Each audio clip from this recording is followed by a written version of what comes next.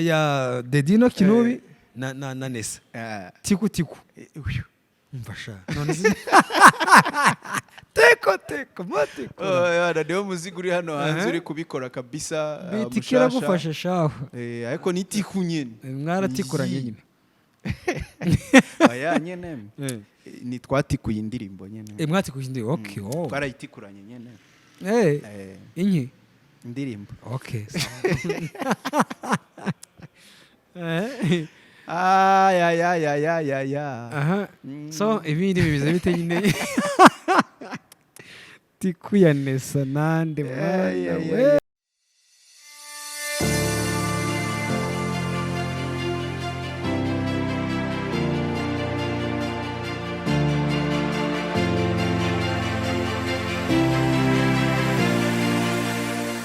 Yes, reka tubaye ikaze hano kuri Day to Day TV of course. Nitwa Lil Park with the best aka Makavide Don Dalla. Nizere ko mwese mukomeje kugira ibihe byiza rwose. Nta kindi kintu mbifuriza kandi mukomeze gubwa n'ibyo murimo n'akazi mukora nyine. So, nta kindi kintu nzanya hanga sasa. Mbazaniye umuntu hangaha ariko nanone mbere yuko mbazana umuntu hangaha nongere cyangwa se ntangire mbamenyesha yuko tumuri Great Hotel. Iyi ni hoteli nziza cyane kabisa iri hano mu Kiyovu. Urabona umanutse ku muhanda uva rwose hano mu mujyi ukagenda usa nkaho ujya kuri École Française cyangwa se uvuye hano mu Rugunga neza rwose kuri Cercle Sportif. Ni hoteli nziza igufite ibyumba byiza cyane rwose. Urabona ko ibi byumba birashashe neza, iyi piscine urayibona, hari abana bakeye rwose, customer care, buffet imeze neza, ibintu byose umunsi ku munsi rwose byose bari bakorera rwose. Eba njye barangiye you guys amashambara bagezemo agacupa k'uyu musika nimugora n'ubundi bukanywere hano nta kibazo rwose ugomba kukanywa. Anyway man ikaza kuri Day to Day TV. So ku mazina wasanzwe nyine turi kumwe nande ni muntu ki kugira ngo n'umuntu uzukurikiranye wa mugani ngamenye ngo turi kumwe nande n'iruje kudutwika. Ni Dedino Kinubi wanyu ubakunda. Attention iyo Kinubi ngenzi ko ari inyundo ni inyundi kuri izindi ndakeka nta n'iyindi nyundi hari kuri ubundi ngira ngo muri Marvel za filimi za Marvel bayita Thor.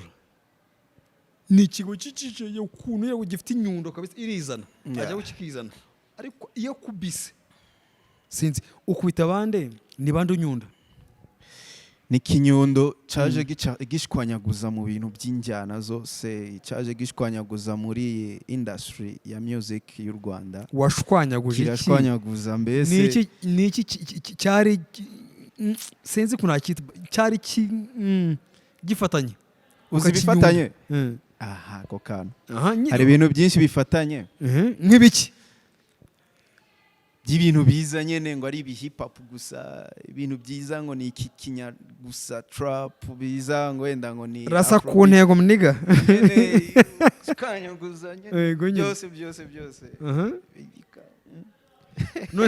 we waje icyo kinubi cyawe waje ukinubika kuri bande bro uratangiye of course ndatangiye of course ndaza kurangiza rero ngiye naje nshwanyaguza atari kuvuga ngo naha hose aho wanjyana hose ndashwanyaguza. Ariko nushwanyaguje ashwanyaguza ikintu runaka wenda sanze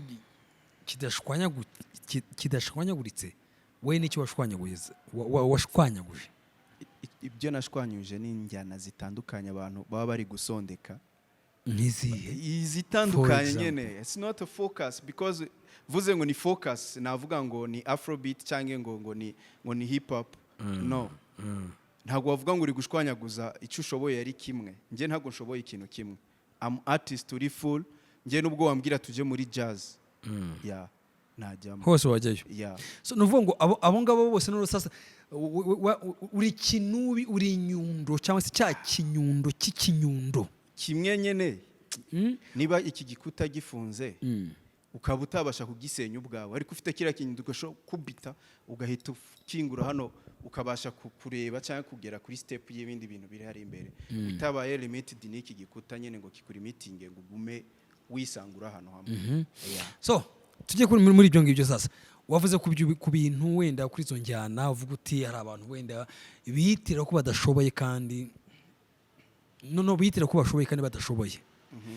Ese mu by'ukuri abo bantu koko uramutse usanze izo nyundo cyangwa izo za kinubi zawe wibwira ko ufite ugasanga bafite za kinubist simbisi wabigenza uti wabyitwara mute musaza uzi muri industry ya music ngira abantu nemera barahari ntiriwe mvuga mu mazina bakora ibintu byiza nkunda ariko haje nko mu buryo bwo guhangana pana mu buryo bwa studio muri live bakazana instruments ziraho mu Rwanda ntawe natinya nukuvuga bazanye piano hariya yego gitare hariya ikindi bahaje n'ikindi drums bakazana ama percussion bakazana ibiki byose ibikoresho bimwe bikora live music bakazana n'ikintu cyitwa turntable wabikora singiye kuvuga ngo kubikoresha abandi kuvuga guhangana n'uwo muntu turi gukoresha mic by the way ariko no muri instrument ari zo nzi gucuranga none se guhangana nawe ushingiye kuki ikintu ndi gusobanura utari kubasha kumva hari uburyo aba artist benshi hano ntarinze mvuga mu mazina ariko bakora ariko uretse nyene oya ikibazo cyanjye sasa ngira sasa ngo ntiriwe mvuga ngo urabona ngo wavuze uye ni benshi sinabivamo ni benshi cyane bavuge nyene buretse manze ndase ku ntego sibyo hari aba artist benshi cyane hano hanze abazi gukora agiye muri stu bya bindi ukora producer akubwira ati nturabikora neza siba subiramo giruko kata hano kuterura kari yateranya studio ibiramo utuntu twinshi cyane none se dutuma hasohoka ikintu cyiza reka nkweze gatoya nguce mu ijambo reka nguce mu ijambo gatoya uvuze kuri icyo kintu ngo producer ngaravuze ngo kata nta muhanzi tuzi neza ko tumwita umuhanzi ariko ntaririmba ariko ari kuri hit baramuririmbira numuzi barahari atari numwe ariko si numwe ariko wasanga indirimbo guzitiriwe we ariko mu by'ukuri nta production yakoze nijwi sirye na melody sirye ariko bamuririmbira ko izi indirimbo ikitirwa nde we kandi ugasanga nkawe wihirinze cyangwa se n'undi muhanzi wese reka nkubwire kuri ako ntacyo atakoze pe ukumva ari talented ariko still bikarangira pya hasi uzi kuri ako kantu hari abasani benshi bafite amazina hano bavuze ngo badukingirane wenda nka hano hantu kano kanya bahite bazana instruments za live bakaguha umwanya wo gukora repetition bakabwira ati kora repetition wenda umwe dufata ari nka batatu umwe bakamushyira mu cyumba bakabahereza amasaha atatu yo gukora repetition then uhituza ukore record apana indirimbo wakoze muri studio ko yo urayisubiramo ukayimenyera uhita ukora indirimbo nshasha uhange ako kanya nyene uhita ukora indirimbo nshasha umuhanza ako kanya iri live ntago basubiramo ni rimwe bigahita birangira hari abasani benshi hano bahita bava mu muziki ndahira izina ry'Imana nuyiririmba neza cyangwa se ukabikora nk'uko tukuzi urasohoka muri prison abenshi bagumamo benshi bahimva babakatirwa ni burundu ariko niba ari ikintu mpamya neza nubwo ngiye bahita banyima amahirwe ya repetition bakanayanyima nayo sinahamamo ngewe iroze nayibasigira nkitahira none se musaza umva bipfire sasa kugira ngo iki kibazo cyakimuka gute kujya mu muziki Rwanda uzatera imbere wa magare tuziyumve muri za Grammy Awards za BET nta munyarwanda urageramo ikibazo aho kiba hano mu Rwanda bakunda studio cyane kurenza no kwibanda kuri live bayihebeye babantu bayireke karaoke ngo ni karaoke nguriya ngo aririmba mu mbare man live ushobora kuyikoramo utaririmba mu kabari live ushobora kuyikora utaririmba mu kabari utaririmba muri hotel ariko nanone nk'umusani wenda dufate nk'urugero nka Bruce Melody niba hano Great Hotel mwishyuye ngo azajye ajya hariya hejuru kuri bare bakamukubita wenda rimwe mu kwezi azajye aririmba live hano wenda bakamwishyura niba ariyo 1M cyangwa 2M bigaterwa wenda vuga ati buri kwezi ugomba kuzajya uza bakavuga ati wenda dusinye kontra y'umwaka tugaha izo miliyoni 50 n'urugero mu mwaka ugomba kuzajya inshuro zingana gutya uwo muntu sajya ahita afata instrument aho ziri hose azishake buri gihe azajya agenda gukora practice bitewe n'iyo opportunity bamuhaye rero iyo opportunity witegereza ko ariyo izi gusanga ahubwo wowe nako ko ari bya bintu bizaba bihuriranye gutyo then bagutegereza ahubwo wowe reka bazaze bagusanga uri tayari urugero ruhari aba artist benshi hano bakunda kwibaza kuri music yo muri studio ari nayo mpamvu iyo bigeze nko muri biriya bitaramo bya arena abenshi performance zabo n'ababyitwa ngo batangiye kubyiga usanga ziba zitameze neza ejo bundi hari nk'umuntu performance ye ntago yari imeze neza rwose se ntago ngiye kwiteranya pe hari umuntu ejo bundi abantu bageze muri bangahe bakoze muri arena ukareba ibintu bari gukora kumva bari guhuzagurika ibanga ryaraye umuntu umenyera cyangwa nk'urugero uzajya ureba wenda wereka muvuge ari nisana n'urugero sibyo ko ibintu bya live yabikozemo cyane pe uzajya nibwo ubuzima bwe abamo yari muri performance ujye ubona imbaraga nyinshi azishyira ku kubyina azishyira ku ijwi rero iyo ugiye gufata imbaraga nk'ibyo nyene niba udasanzwe ubikoramo ntago ubimenya nyene ariko iyo ubikoramo urabimenya iyo ufashe imbaraga nyinshi ukazishyira ku kubyina ubura umwuka wo gukoresha mu ijwi ryawe ukaririmba ariko nanone reka nkwe nk'urugero wa mugani ko uvuze ku kintu wa mugani nashaka gukomozaho kuri performances z'abanyarwanda kazi cyangwa se n'abanyarwanda muri rusange z'abahanzi kazi cyangwa se abahanzi nyine uvuze afashe umwanya agiye kwipasa muremure ngo nkore performance nziza yambaye neza of course uko biteguye niko yibwira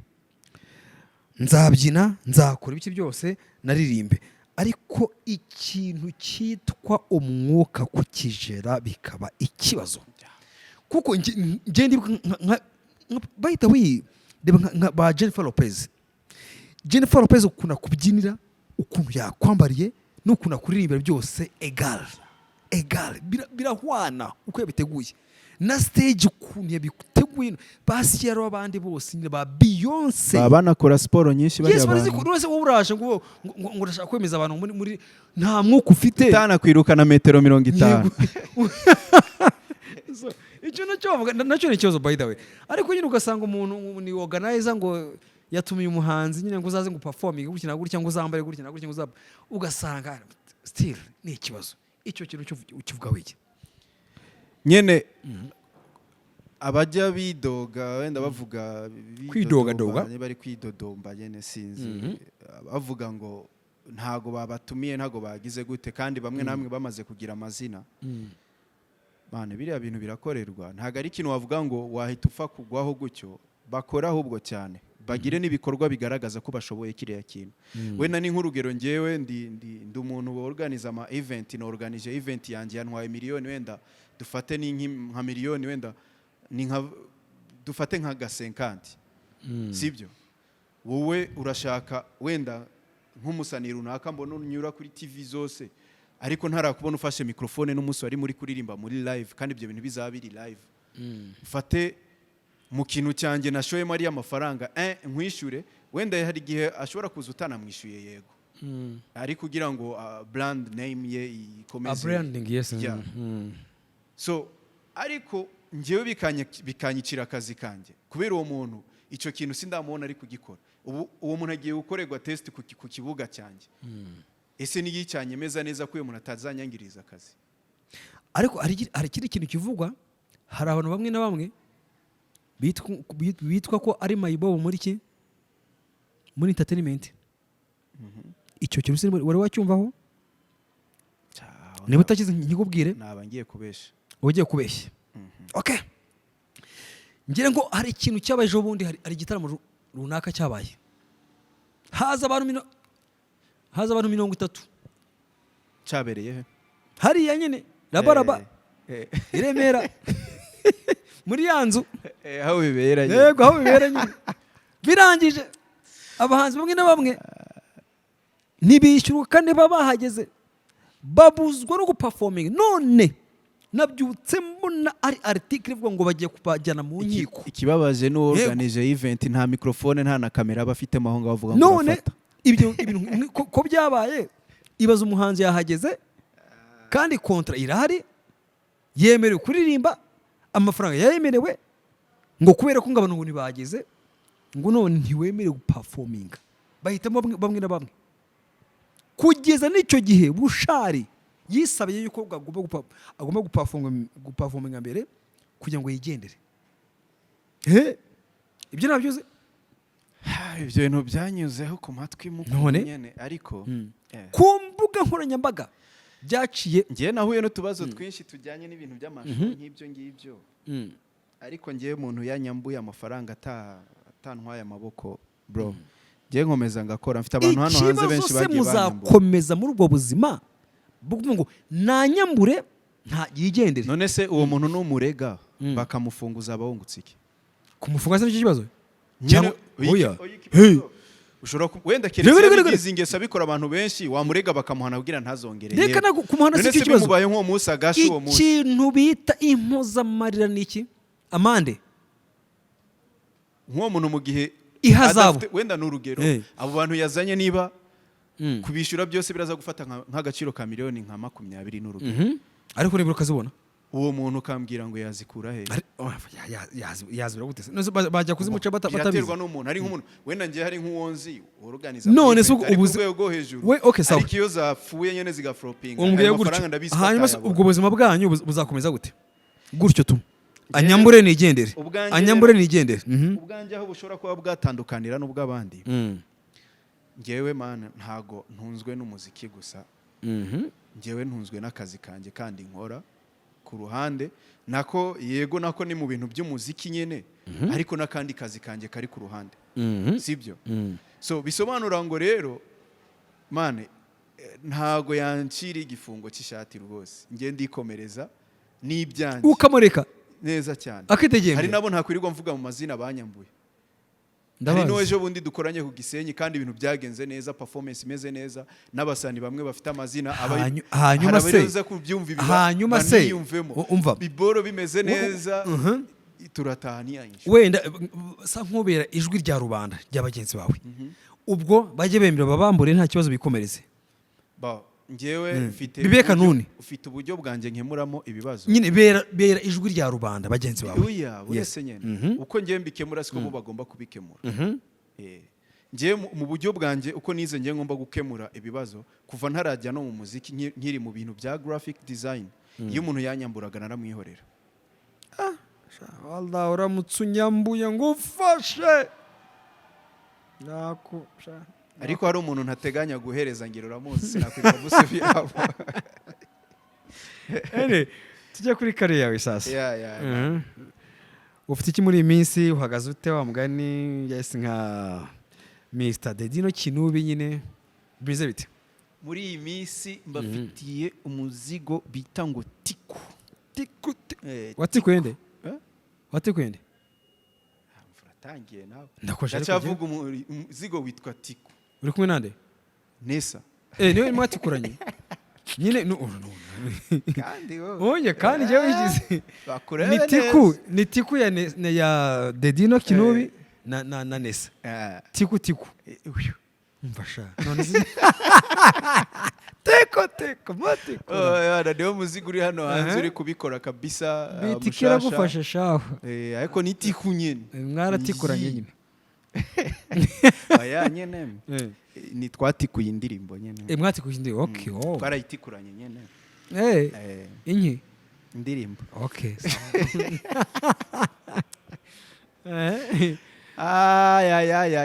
Ya. So ibindi bibize bite nyine. Tiku ya Nessa nande mwana we na Mr. Dedino. Anyway, reka nisurize kari. Ariko iriya clip kunayibonye mwayikoreye hehe? Twayikoreye ahantu nabonye arimo n'umuzungukazi by the way. Yes. Arimo n'umuzungukazi. twayikoreye Nyamirambo nawe yari tiku gahunda ahubwo se tiku uriya nyene kwari kuriya nyene ariko ahantu twakoreye ni Nyamirambo ariko nawe nkubaje arimo n'umuzukazi nyene umanutse uko hano Bruce Melody yakoreye iriya ndirimbo uramuzukazi nawe yari tiku nawe yari tiku uramuzukazi 4 cyatare shiraho na vutu vutu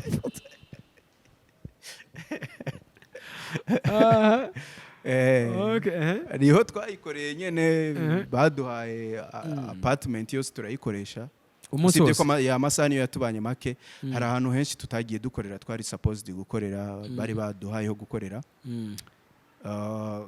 wenda hari aho mfite nagiye nishura naho baduhaye azi nka bonus icyumba cyari paid gukoresha kuri ba umuntu yari yishyuye ko bavuga ati wenda nibasanga abantu muri kuhakorera hari abantu batari bwishimire kuhicara hari icyo ugomba gutanga kuri abo bantu batari bubyishimire ari busubira inyuma wenda bigira icyo bikavaringa ibintu bya gutyo nyene ariko ibindi babiduhaye as bonus niho twayikoreye. Okay. So nyuma ya tiku yo gutikurana so murakurikizaho iki? Bafitiye indi song shasha nshobora gusohora vuba yitwa Urikeza. Urikeza? Nyuma yo kumutikura aje gusanga ari keza. Nano uzakuna na Nessa ubikora fresh ibintu ni one yeni yisanze ari one utureba gasana keza tu kandi sha wowe na Nessa ndabaceka beat kiragufasha uratangiye ratumusa ntago ari nge utazamanika niduhura dore ngado gasampo kuri iyo ntuza izakurikiraho nyuma ya tiku cyangwa ufite ubwo baza kwikwiba hari abantu hano hanze babacyanye ngado tikure nta kibazo wenda karefa urikeza sha urikeza nakogera tatu aya ngado gasampo kuri tiku sasa ndacanayibuka hajya ndabizi se uko byarawe si yawe haya baririmba gute ndinze ngo tiku bolo iravuga ngo if you touch me golo biri crazy zo stuff zinkorera ijoro take a sip and the polo baby wallahi nge nanaguta ibishoro ubikora fresh ibintu ni one party to party ni kana case ngo sweetiga sweetiga nasanza lipo slow down ubikora fresh shimira heza aho hasi none aho hasi uvuga ni kuri tapi cyari munsi inkweto kandi nyamara mwabigabo munege ibintu muri rimwe mwabigabo iyo hagaze wikoreye ikintu ntabwo wakunama ngo wishimire munege bari wansa haryo bafite kuririmba ntuza ngo ni mushingamano niki fatamano haje ni platini fatamano okay sawa fatamano hari abatabibasha kwirinda nini kwera ubwo byeri hari bitane na kandi ka Bruce Melody akahese kandi nyine ka Bruce Melody akahe nyine ka Bruce akahe nyine wakavuze nakavuze wumvise amano ko yavuze nyine fatamano iyo ufashe amano hasigara ikinyuma no mu ntege nyene yego nibyo bari kuvuga inyuma hari ibyo bavuze bari kuvuga ufata amano inyuma nanjye mvuze inyuma ariko nyene nanjye mvuze inyuma ariko twabwira abantu nyene ngo uname ngo ufate ku mano ufata amano kugira turebe niba imitsi yawe kandi mwabigabo ibintu musigaye muririmba mwabigabo sha munsi umwe anyway so Dedi yola reka tujye wenda dusa nk'abanzura ku kiganiro twagiranye umunsi ngira ngo ku bakunzi bawe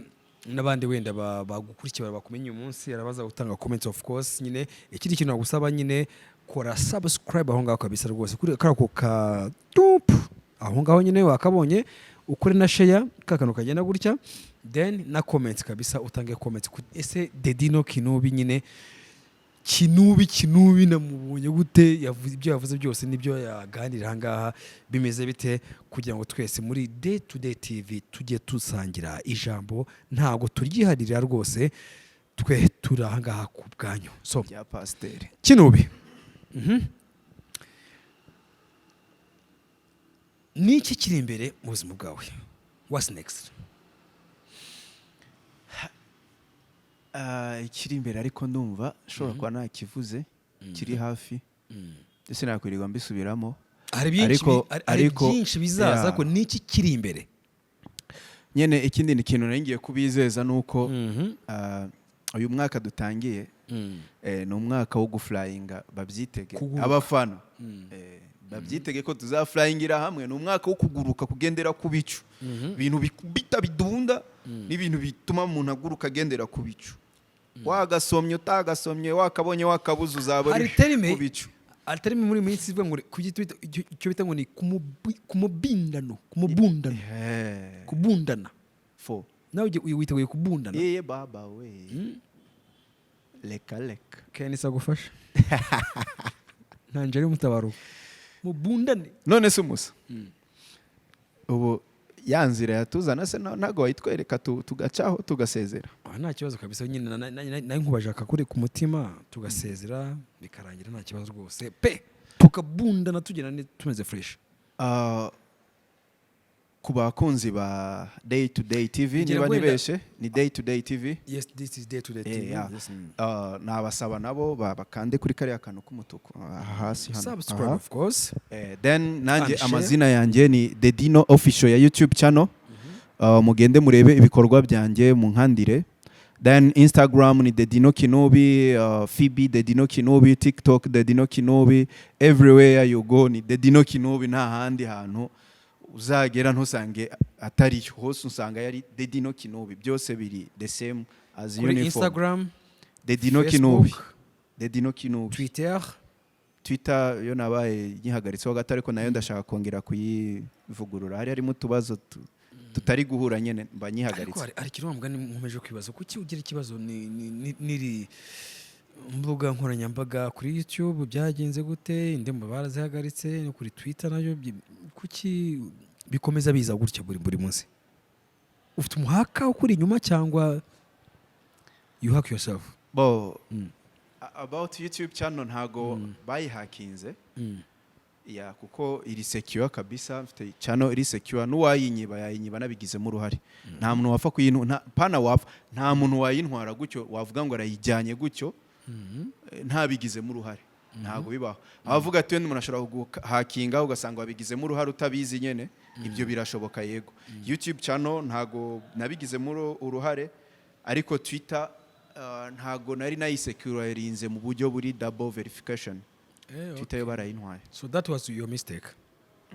Iyo mistake nakomeze kubigiramo inoza, ariko ubu nta kintu na kimwe ndi gukoresha kidafite double verification, two step nyene zo kugira ngo bashe kuroginga in. So, no yuvuze ngo double verification nyine bivuze ngo ni wowe n'undi muntu undi cyangwa ni hari uburyo bwo kwinjira. Wenda nguhe nk'urugero kuri Facebook, haza homepage ya login, username niba ariyo nimero na password.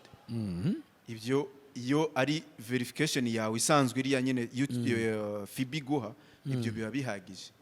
Ariko rero iyo washizemo double verification, iyo ubikoze birarangira, bagahita bagusaba indi step ikurikiyeho yo kuba haza code ukayishiramo mu imbere, cyange hakaza nk'iki kindi nk'ikintu nyene usubiramo nyene kigaragaza ko ari wowe winjiyemo, kiza kuri email cyangwa kikaza kuri nimero. Iyo niyo bita two step verification. So reka ngushimire cyane, wakoze cyane, kandi nizeye ko mwese rwose mwaryohewe n'ikiganiro twagiranye na Dedino Kinubi, ya nyunda. Ariko by the way, iyo nyundo yawe ahantu ushaka uzayinyunda mu rubyiruko, urumogi, ubusambanyi, ubusinzi buravuza ubuhuha, ubutinganyi, n'icyo bivugaho? Kosorejeho niyo kavuze ngira ubwoba. None ariko birahari kuko byo bisigaye biteye ubwoba. Icyo kintu mu rubyiruko uyu munsi kirakaze cyane. Hari n'akabari ntavuga nyine ntakwirirwa mvuga mu mazina ariko ugiye kureba sinzi kangurira RIB uzatanga amakuru kuri RIB kano kantu nyamara abase wambwira ko batakazi barakazi aho uvuga ati nyene bakabereka se bakabereka bakaba babizi nyene none se rega buriya ni nk'umuntu ngwe nk'urugero hari umuntu ureba gutya ukamureba ubwawe n'ukuntu ari gukara n'ukuntu ari kureba ukavuga ati kabisa uyu ni umusinzi cyangwa uyu ni umuntu watabye kubwo kubera umurebye gusa ariko nta gihamya ubu bifitiye. None gihamya kihe kindi ujye kumukeka kandi ibyo umukekera utarabibona? Aho rero niho hari igisubizo. Iyo wabashiye kubaho hantu mukaganira n'abo bantu nibwo uba ufite gihamya bitewe nuko ibyo bintu nyene mufate mpiri ibyo bintu wumva nyene wowe waba ushaka kurwanya mufate mpiri uburyo uba ushaka wabigwanyamo nuko uwo muntu mubiganira ukagira icyo gihamya mwiganirira wowe nyene ubwawe kandi none icyo gihamya nanone nuko bisaba ko ushobora kubikora cyangwa ukamufata amajwi n'ibyo bintu bibiri rero niyo mpamvu babyihorera. Hanyuma se RIB ishinzwe iki? Si ubugenzacyaha? None se ntabwo ishinja icyaha igenza icyaha. Basi reka nkwibariza akabazo ubu RIB yafunga umuntu ngo nuko ari umutinganyi? Ntabwo no se RIB irafunga igenza icyaha nyene icyo cyaha ariko icyaha yakigenjeje ikakibona kugifata iyo guhamira kugezayo oya no ikigenjeje kikaguhama ikujyana ahandi hantu. None se niyo twambwira ngo nyene nkwibariza akabazo muri ibyo bintu wavuze nyene mu rubyiruko hano bikine biki bararunywa ubu bafunga barasambana nyene bagufunga ngo wasambanye nawe cyangwa abo batindana babafunga ngo batindanye ngo muri ari ntabwo bafata umutinganye ngo baramufunze ngo nuko ari umutinganye ejo bundi ari wabishyize ku mbuga ariko still ari kuri televiziyo hariya inde hari wabishyize ku mbuga wa munyamideli wacu hariya uri rabaraba ku isibo si ho bari buri kanya yagenda washe wenyobye nuwabikoze cyangwa ubishyizeho nuwabikoze nyene aranabigaragaza yabisabiye imbabazi uriya ntuza muri iriya nzu y'iminyamideli hari abari baguze imyenda ye bagiye bayicara ariko ntago wahita umufunga ngo yakoze ibi ni uburenganzira bwawe ikintu ikosa ry'aba rihari arahari nyine ikosa ry'aba rihari ni kuba yaragaragaje ubwambure bwe gusa nta kindi kandi ibyo yaragaragaye nyene iryo niryo kosa nicyo leta yaguhanira ariko ntago yaguhanira uburenganzira bwawe mu gihugu bishobora kuba bitemewe nyene wenda ariko ntabwo mba numva ari uburenganzira bwa muntu mva tubyihorere ngaho bye twitahire wakoze cyane kuza guys reka mbashimire cyane turahangaha nyine turi Great Hotel of course reka mbabwire ko tuzongera ku munsi w'ejo nk'ibisanzwe nyine nari Lil Park with the best aka Machiavelli the Don Lala ndetse nandi kumwe na mugenzi wanjye ngaha nk'umutumirwa nyine yitwa Dedino Kinubi yakoze cyane rwose reka mushimira cyane ndetse kuri kamera mwabonaga ku mashusho meza atagira uko asara rwose kuri editing imeze neza cyane bamwita Python wakoze cyane reka gushimira cyane so guys see you tomorrow I love you so much hasta la vista.